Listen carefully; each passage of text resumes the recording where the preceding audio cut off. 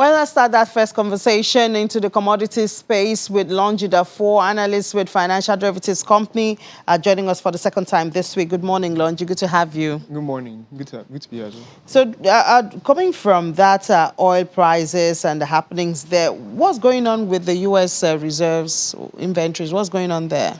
Yeah, so what's actually happening is U.S. refiners are actually boosting production, and this is in anticipation of an increase in demand.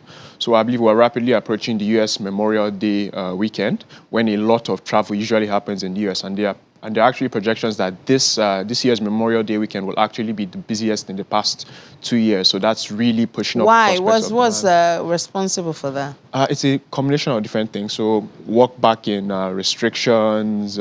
People are just more willing to go out, and see family, more willing to travel and experience things. So that's really what is boosting prospects of an increase in travel over this coming Memorial Day weekend. Yeah. And that's what they're preparing for. But I do know that the U.S. Reserve was supposed to be, they had that buffer that the president approved, where they had to tap into their reserve when the price was really, really high, even though I don't think it's better now. I think it's about $5 or something. I don't know.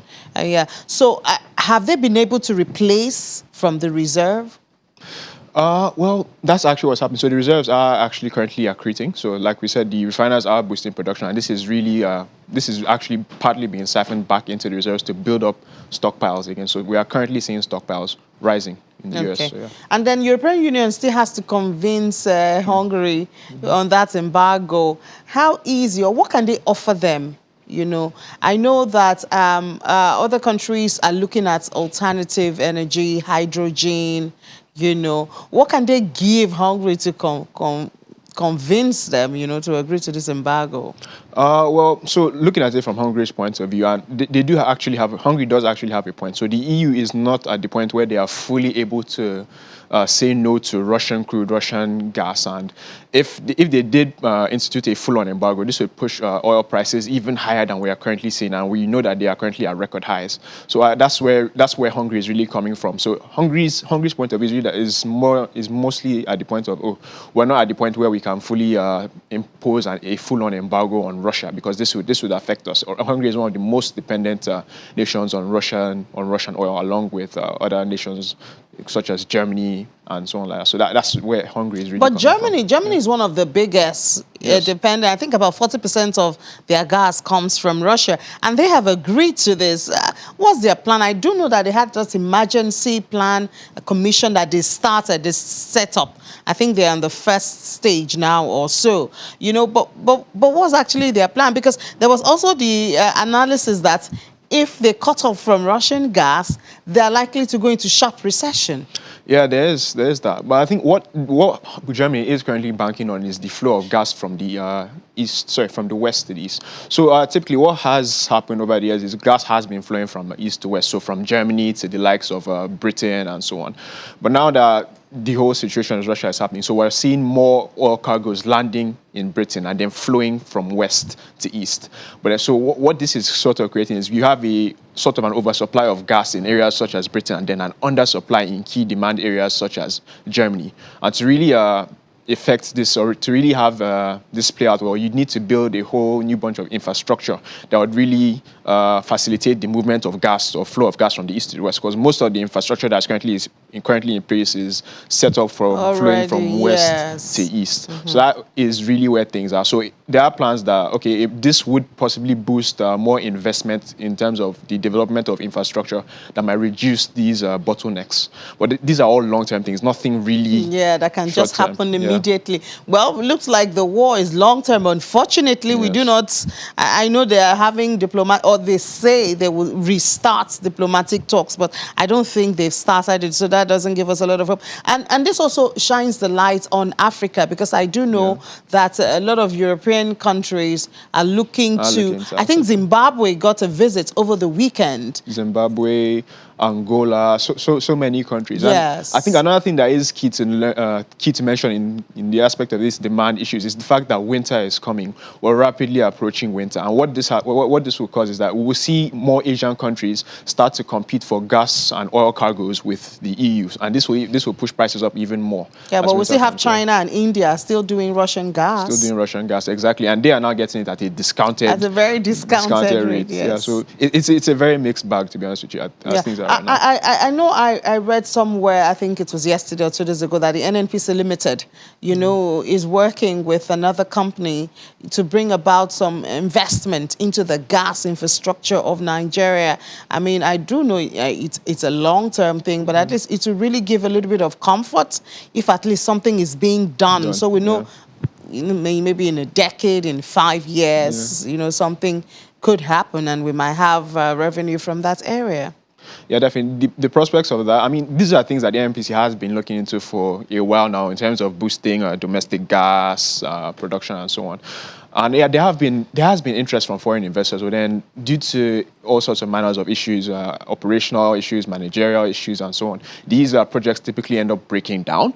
But then we do hope that as things stand right now, we will see more of these projects start to pop up as interest in African gas and oil picks up, and these projects actually do end up running the gamut. And that at least Yeah. Nigeria can even attract some of those investments, Exactly. Yeah. since the EU is now ready. Because before now, they were talking about renewable energy. That's why they were Yeah. not investing That's why in, they're not investing. so we do hope. Well, in spite or in the midst of all of this, Nigeria's external reserves keeps plunging. It's Yes. now at 38.6 billion, about that. Yeah, I think one of the largest contributors to that is the fact that our oil production is declining. So, of course, oil production is the largest source of export earnings to Nigeria, and it's export earnings that really cause accretion in the external reserves. So, since we're seeing our export earnings decline due to lower oil production, I believe our average oil production in Q1 2022 this year was about 1.49 million barrels compared to about 1.5. The quarter before and 1.72 a year What about the ago. quota? The quota that OPEC has given us, it was raised. Yeah, exactly. Our OPEC quota has been raised about it's in the high 1.7.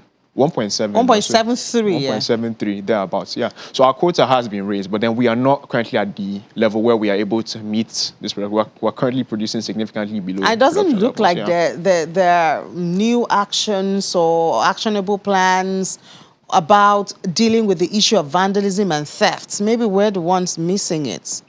I know I know the Navy, they have that responsibility. Yes. The government, they are working on it. We have a lot of insecurity challenges, kidnapping that we're still talking about, but maybe all of this is distracting, from Yes. giving attention to the issue of oil theft, because if not, our external revenue will just keep going down. Yeah, definitely. This is something that more attention, like you said, needs to be devoted to. The government is actually devoting attention. There have been talks of plans of actionable results that will be seen in the coming weeks or so on, but then we're still yet to see anything. But it is obvious that the government is trying to devote more attention to this to really try and shore up the external reserves. And Naira will keep losing value. 608 Naira at the last check. Yes, 608 at the last check. It has gone up a bit, and I think part of the reason, I know that's an appreciation, but I mean, it's so hard for me to say Naira has appreciated at 608 for a dollar. It's just difficult for me to say. I mean, with the recent interest rate hike, that should hopefully contribute to more appreciation in the Naira. I mean, as capital flight reduces, as yields, as interest rates rise and more investors take interest into the Nigerian economy and domestic bonds, that should hopefully cause more appreciation in the Naira. But more debt for the government. Not debt for the government, exactly. And then what is also partly causing is, of course, fear and panic, political spending. These are some of the issues that are currently extremely weighing down on the value of the Naira at the moment, yeah.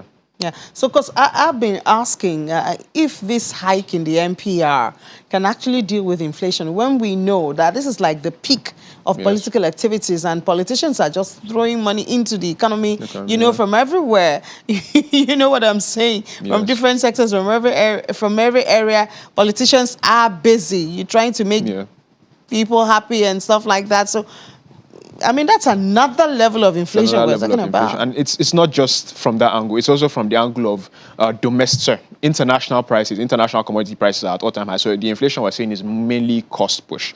So raising interest rates might not be enough to really curtail inflationary pressure What because else of should high be global done? commodity prices. What else should be done?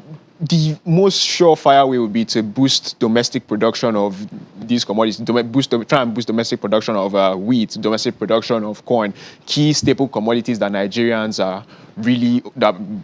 buy and use on a daily basis. This would be the most surefire way to try and calm inflation. But then it's a long Let way. me just Yeah. ask you, in case I've missed it. So the war has been on for about 3 months Yes. now. We've had challenge with grains, especially because Russia and Ukraine give about 30% of the world grain. So supply is very tight now. Yes. We've seen inflation, especially food inflation and energy because of Russia's role also going up. Have you heard of, you know, let's stick to agriculture, Yes. for instance. I think about 90% of our wheat that we use in Nigeria is imported. Imported, You know, our corn, we've had issues with that even before. Have you heard of plans, maybe some intentional steps, you know, to, if for now we have to suffer it because this is planting season, Yes. are there intentional steps to say, okay, let's focus on grains, since we don't know when the war will end? We keep seeing the surge in price of let's focus on grains, maybe corn, just corn, maybe not wheat, because they say some of the Yes. quality of what we use we have to be imported.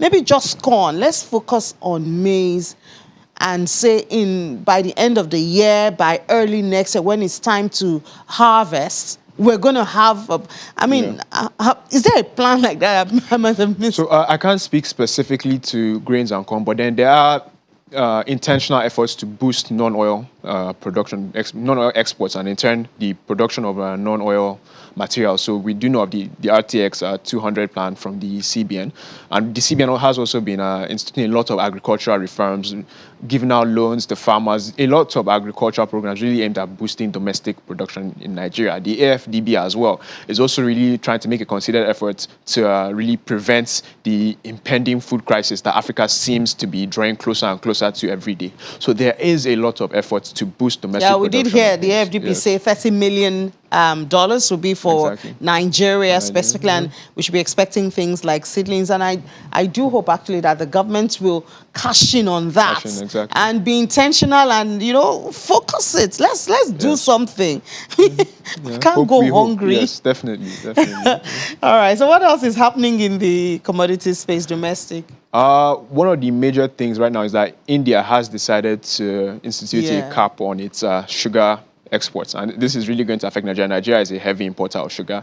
I believe 2021 sugar imports were about 425 billion naira thereabouts. That accounted for about 2% of our import bill. So yeah, a cap on sugar exports. But we do have the sugar master plan. We do have the sugar. We shouldn't be importing sugar. Unfortunately, we still are. And I think what is happening in India is really a trend. So it's really... Yeah, because they already did that for wheat they also. Did it for wheat. It's really showing a lot of food protectionism in Asia specifically. Yes. Indonesia banned palm oil exports. So it's a really mixed bag. Yeah, well, you don't blame them. They have to take care of local demands. Thank you so much, Lonji, for your time this morning and this week. Thanks a lot. Glad to have been here. Yeah.